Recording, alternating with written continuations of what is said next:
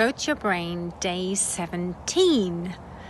Just how much does the environment affect us?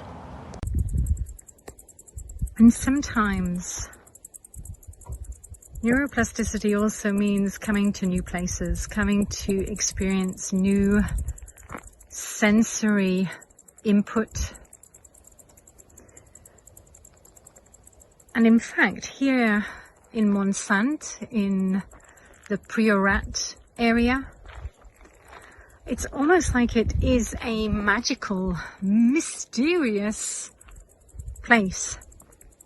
Now, I was reading as well that there seems to be some magnetic anomaly in some of these places here in the Priorat, which I find quite fascinating. And I wonder how much the exterior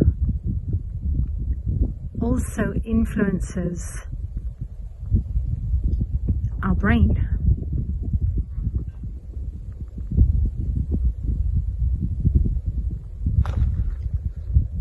There have been some studies demonstrating that when we are walking in nature, when we are connected to nature, we really do slow down that activity in the prefrontal cortex. And the rumination, that consistent record playing, patterning of negative thoughts going over and over again in that prefrontal cortex starts quietening down. In another study, it was shown that we actually lower blood pressure and also cortisol levels. Now, one study demonstrated that we have more impact when we are in the wilderness. So actually camping trips or hiking really in the middle of nowhere are some of the best things that we can do.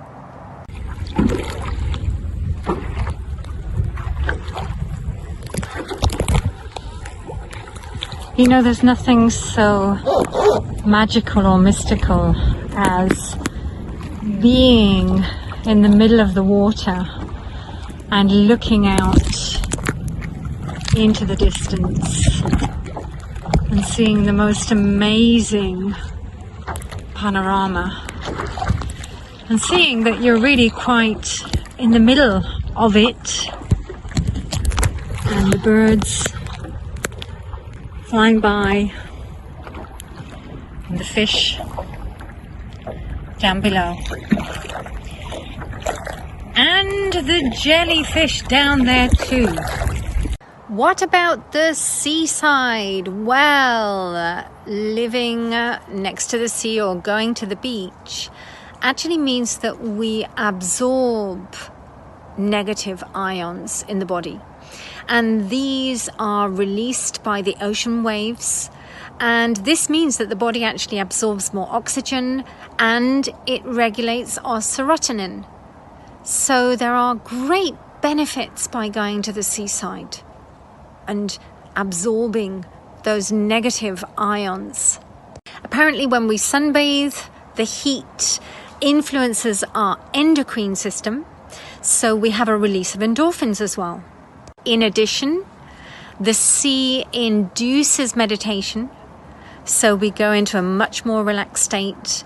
It also seems to induce creativity, so we become more creative. And apparently, one study says the expansive nature of the ocean actually fills us with admiration and awe, which actually leads to us becoming more generous.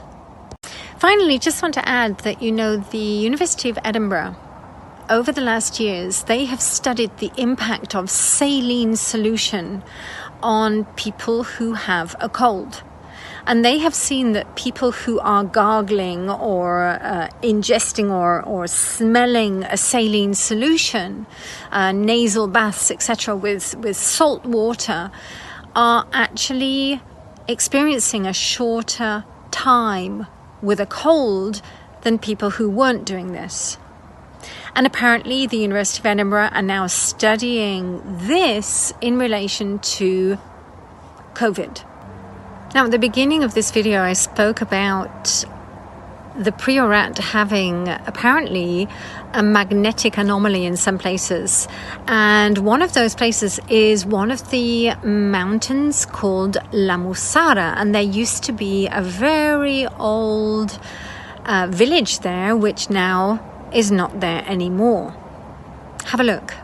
And here we are on the top of the mountain of La Musara. And this actually was a town up here which was abandoned.